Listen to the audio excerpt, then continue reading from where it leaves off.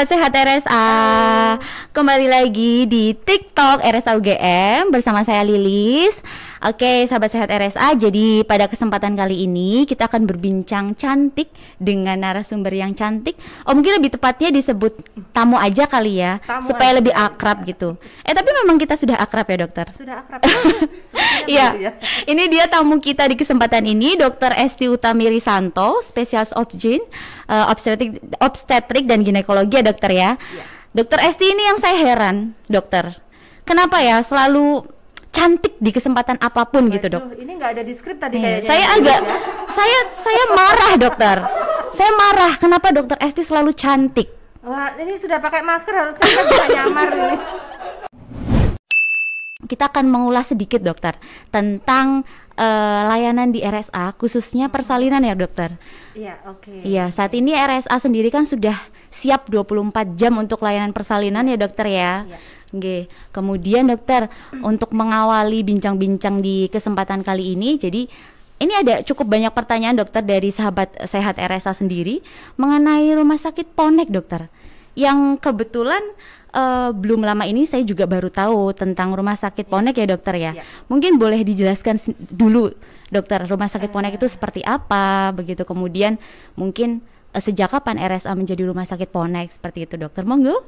Oke, terima kasih Mbak Lilis. Jadi kalau untuk kesiapan RSA dalam menerima persalinan 24 jam, sebetulnya sudah sejak dulu ya, sejak awal kita komit untuk membuka layanan persalinan itu sebetulnya sudah bisa 24 jam, meskipun pada waktu itu dengan segala keterbatasan. Nah, seiring berjalannya waktu, SDM kita bertambah, fasilitas kita juga bertambah, ya tentu layanan ini semakin lebih baik lagi, harapannya begitu. Nah, kemudian untuk terkait rumah sakit akademik UGM sebagai rumah sakit Ponek, ya, kalau secara resminya sebetulnya kita itu sudah mendapat SK sebagai rumah sakit Ponek itu sejak 2019 ya. Sejak 2019 sudah ada SK dari Dinas Kesehatan Provinsi yang menunjuk RSA sebagai rumah sakit Ponek. Ya, tetapi memang entah kenapa tidak terinfo ke kami, makanya tidak banyak yang tahu ya, jadinya gimana. Tapi memang karena kita juga masih mengejar beberapa persyaratan untuk bisa rumah sakit Ponek ya. Jadi memang dari sejak 2019 itu kita sudah resmi sebagai rumah sakit Ponek, meskipun sebetulnya kalau layanannya ya sudah sejak dahulu sebelum ada SK itu kita sudah mengupayakan untuk bisa memberikan layanan terkait dengan Poneknya, seperti itu. Iya, mungkin boleh dijelaskan juga ya, dokter, rumah sakit Ponek itu pelayanannya yang seperti apa begitu, dokter? Apa bedanya dengan rumah sakit yang mungkin non-Ponek begitu? Artinya berarti kalau kemudian RSA tadi dokter sebutkan bahwa kita sudah mendapatkan SK sebagai rumah sakit Ponek begitu, artinya berarti ada rumah sakit yang belum atau non-Ponek begitu ya, dokter? Mungkin bisa dijelaskan. Ya, sebetulnya kalau Ponek itu kan singkatannya jadi dari pelayanan obstetri neonatal emergency komprehensif ya. Singkatannya itu. Apa beda Ponek dengan non-Ponek? Apakah berpengaruh pada layanan dan sebagainya? Sebetulnya begini. Kalau rumah sakit Ponek itu lebih kepada dia label bahwa dia rumah sakit ini officially sudah mampu melakukan pelayanan obstetri neonatal emergency komprehensif. Itu official, jadi ceritanya kayak itu tuh peresmian bahwa ini rumah sakit ini sudah mampu untuk melakukan seperti itu. Dan kemampuan atau label ini itu berkaitan dengan nanti konsekuensi lanjutannya. Jadi misalnya kayak tentunya sebagai rumah sakit yang sudah ditunjuk sebagai rumah sakit Ponek, maka kita dituntut untuk komitmennya. Komitmen rumah sakit dalam memberikan pelayanan itu tadi ya, pelayanan obstetri dan neonatal itu maksudnya ibu dan bayi yang emergency itu, dan itu komprehensif. Jadi memang kita holistik ya, seharusnya namanya komprehensif itu dari A sampai Z harusnya selesai seperti itu.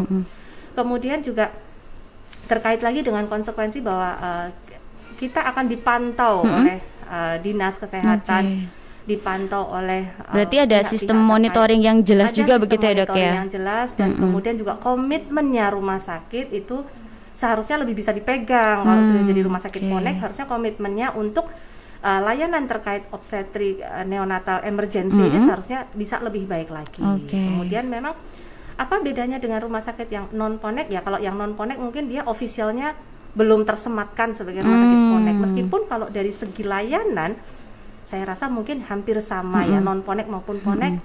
Non Ponek banyak juga yang bisa memberikan karena layanan, pasti kasus-kasus emergensi juga banyak juga ya dok ya. Tetapi memang kalau Ponek ini ya kita ya itu tadi official. Kemudian nanti berkaitan lagi dengan berkaitan lagi dengan sistem rujukan. Karena kita kan tidak bisa lepas dari sistem rujukan ya. Di Jogja itu kita punya sistem rujukan terkait kasus-kasus ibu dan anak yang sudah jadi lebih sudah jadi lama lah ya itu, dan kita menyebutnya sebagai manual rujukan. Kalau untuk DIY itu kita pakainya sistem manual rujukan. Ini nanti terkait lagi dengan penjaminan baik itu BPJS maupun jam persal seperti itu. Nah kalau sebagai rumah sakit Ponek maka cakupan layanan rujukan kita menjadi lebih luas jadi, dan holistik begitu ya dok ya? Dan holistik lebih luas, jadi banyak kasus-kasus yang bisa kita terima di rumah sakit ini dibandingkan saat kita belum official Ponek. Nah itu ada keterbatasan, ada beberapa kasus yang mungkin kita mampu, tetapi karena kita non Ponek akhirnya ini tidak menjadi rumah sakit pilihan rujukan seperti itu. Tapi ketika kita sudah Ponek, maka dari terutama FKTP maupun rumah sakit lain yang levelnya di bawah kita, maka jalur rujukan ke kita menjadi lebih terbuka. Artinya bagus sekali ya dok. Jadi betul-betul komprehensif begitu ya. Yang mana mungkin program ini juga dalam rangka untuk menurunkan kematian ibu hamil begitu ya dok ya, karena banyak sekali. Lalu dokter mungkin yang sahabat sehat RSA juga banyak ingin tahu bahwa sampai dengan tahun 2021 ini dokter, signifikansinya seperti apa dok? Terkait penurunan kematian ibu hamil dengan adanya program Ponek seperti ini yang komprehensif. Iya, terima kasih Mbak Dilis. Ini pertanyaan yang sering sekali sebetulnya memang mengemuka ya. Karena kalau memang kita bicara angka kematian ibu itu jadi concern yang luar biasa bagi banyak pihak. Betul, dokter. Kalau kita bicara nasional, angka kematian ibu di nasional itu masih cukup tinggi, meskipun banyak program yang sudah diluncurkan oleh pemerintah itu dia juga percepatan penurunan angka kematian ibu dan bayi. Kalau kita bicara lingkup lebih kecil lagi di DIY, angka kematian ibu di DIY sudah sejak lama kita di bawah standar nasional. Jadi sebetulnya kita ini cukup komit ya untuk DIY itu, rumah sakit di DIY itu sudah cukup baik dalam program penurunan angka kematian ibu, karena sudah sejak lama, saya agak lupa angkanya, tapi mungkin kalau 5 tahun, 8 tahun ke belakang itu kita sudah selalu di bawah angka nasional. Iya, paling mungkin 100 di bawah itu. Kalau nasional kan masih 350-an yang terakhir kita tahu. Tapi artinya semakin tahun membaik tidak dok ya? Atau mungkin ada di tahun-tahun tertentu justru penurunannya pas lagi bagus, atau mungkin justru pas lagi banyak kasus gitu dok? Naik turun saya rasa Mbak Lilis, naik turun, tetapi tetap di bawah standar. Jadi artinya di bawah standar bukan begitu.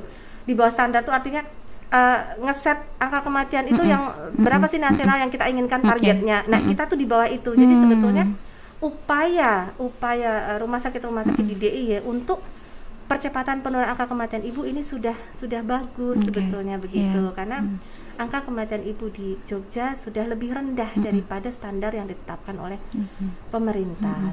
Apalagi mungkin di era pandemi seperti ini ya dok ya, program Ponek itu akan sangat membantu dan bagus ya dok ya berarti. Di era pandemi ini memang agak spesifik, bergeser sedikit layanannya karena terkait dengan pelayanan maternal dan neonatal yang terkonfirmasi COVID. Nah ini tidak semua rumah sakit memang bisa menangani ya dok. Nah kebetulan alhamdulillah RSA ini dari awal memang sangat komit dalam menangani pandemi, sehingga kita sudah dari awal menyiapkan bangsal-bangsal isolasi, berikut dengan kamar bersalin isolasi yang sesuai standar, kamar operasi yang sesuai standar, yang itu bisa aman baik untuk nakesnya maupun kepada pasien penuhi. Kemudian nanti masuk ke poliklinik, ke kamar bersalin, ke ruang rawat nifas ini juga sudah ada aturannya.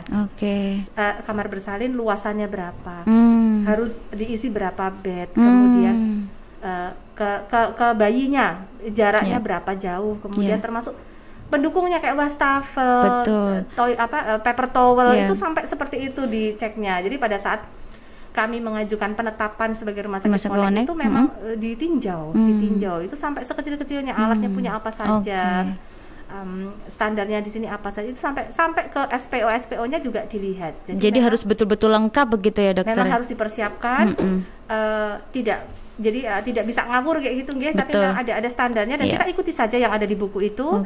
Kita ikuti, kita penuhi semuanya, lalu kita self assessment, kita ajukan, nanti kan akan dinilai oleh pihak-pihak. Termasuk layanan penunjang ya dok ya? Termasuk seperti radiologi, laboratorium, USG seperti itu ya, USG itu. Kemudian laboratorium, betul. Untuk kebutuhan darah ya mungkin kalau ibu hamil emergensi begitu ya dok ya? Itu satu paket. Jadi tidak hanya dari sisi misalnya saya SPOG hanya dari obgyn saja yang kita perbaiki, tapi labnya nggak bisa. Jadi memang untuk Ponek ini satu tim itu terdiri dari ada IGD, ada kita sendiri dari obstetri, ada dari perinatalnya bayi, lalu labnya, radiologinya, sampai pendaftaran itu semua ada masuk. Artinya itu juga berhubungan dengan banyak sumber daya ya dok ya, sumber daya manusia yang ada di rumah sakit tersebut gitu ya dok ya. Seperti di RSA sendiri berarti kan melibatkan banyak sumber daya, artinya nakesnya tidak hanya dari dokter obsgyn saja, artinya dokter IGD-nya juga harus, mungkin ada syarat ya dok, dokter IGD yang siap berjaga, kemudian standarnya sebetulnya sama ya, jadi siap 24 jam. Bidan-bidannya juga ya dok ya. Seperti itu. Ya, ada untuk SDM sendiri dokter ada yang khusus tidak dok? Kalau SDM untuk SDM itu ada khusus pelatihan Poneknya. Nah pelatihan Ponek sampai ada pelatihannya begitu ya dokter ya? Pelatihan Ponek dan pelatihannya harus ikut di pelatihan yang sudah ditunjuk, jadi nggak bisa sembarang pelatihan Ponek kita ikut lalu. Lembaga pelatihnya begitu dokter? Iya, lembaga pelatihnya dari JNPK ya, Jaringan Nasional, apa saya kok agak lupa, JNPK pokoknya seperti itu ya, itu dari Jakarta. Sertifikat Ponek yang dikeluarkan oleh mereka, oleh badan itulah yang kemudian bisa dianggap sebagai bahwa iya ini sudah ikut official pelatihan Ponek, dan itu sekali ngirim kita satu tim, SPOG, SPA, dokter umum, perawat, bidan, 5 orang itu harus dikirim sekaligus. Satu orang tidak dikirim gagal. Kalau di IGD sendiri dokter, untuk khususnya mungkin layanan emergensi, untuk dokter umum yang berjaga itu ada pelatihan khusus juga tidak? Ya itu tadi, jadi satu tim itu tadi, satu tim SPOG SDM yang berhubungan begitu ya? Jadi ketika kita ingin memberangkatkan SDM kita untuk pelatihan Ponek gitu ya misalnya, itu harus yang dikirim harus ini tadi satu tim, ada SPOG-nya, ada spesialis anaknya, ada dokter umum. Nah dokter umum ini biasanya kita pilih memang yang berjaga di IGD. Meskipun kadang mereka rotasi ya. Iya betul. Iya tapi tetap itu. Kemudian ada perawatnya, biasanya perawat bayi yang kita kirim, lalu ada bidan. Nah nanti memang ini yang official, tapi kita mengatasi kan yang dikirim nggak bisa semuanya ini, yang dikirim cuma satu tim itu. Bagaimana dengan SDM lain yang tidak dikirim, maka kita akan membuat semacam drilling atau drilling gitu. Jadi kayak pelatihan internal kita in-house-nya ini supaya mereka bisa melakukan pelayanan-pelayanan yang terkait dengan kegawat daruratan ibu dan bayi. Itu artinya sahabat sehat RSA bahwa petugas kesehatan terutama untuk layanan persalinan di RSA sendiri sudah sangat kompeten begitu ya dokter, dengan sertifikasi tertentu begitu, dengan pelatihan tertentu dan tentu juga didukung dengan layanan penunjang yang lengkap begitu. Artinya layanan jadi komprehensif untuk ibu bersalin begitu di RSA ya dokter. Ya, baik dokter. Kemudian kembali lagi dokter, tadi ada satu kelewatan dokter terkait rumah sakit Ponek begitu ya, RSA sudah jadi rumah sakit Ponek. Artinya yang tadi disebutkan ada rumah sakit Ponek dan non Ponek, artinya ada rumah sakit non Ponek. Kemudian di DIY sendiri dokter, mungkin untuk sahabat sehat RSA nih, khususnya ibu-ibu hamil begitu, mungkin yang saat ini sedang hamil begitu, mudah tidak dok untuk DIY sendiri untuk menemukan rumah sakit Ponek? Ya, sebetulnya kalau berdasarkan SK terakhir yang kita terima itu ada kurang lebihnya ya, itu 15 rumah sakit yang ditunjuk sebagai rumah sakit Ponek yang saat ini sudah ada begitu ya dok? Ada. Jadi mulai dari Sarjito sebagai pusatnya, lalu kemudian rumah sakit daerah ya, RSUD itu mulai dari Sleman, Bantul, Kota, Gunung Kidul, saya rasa semua sudah. Kemudian RSA sendiri, kemudian di Prambanan juga ini juga sudah. Lalu beberapa rumah sakit besar seperti Bethesda, Panti Rapih saya rasa sudah. Jadi sebetulnya tidak terlalu sulit.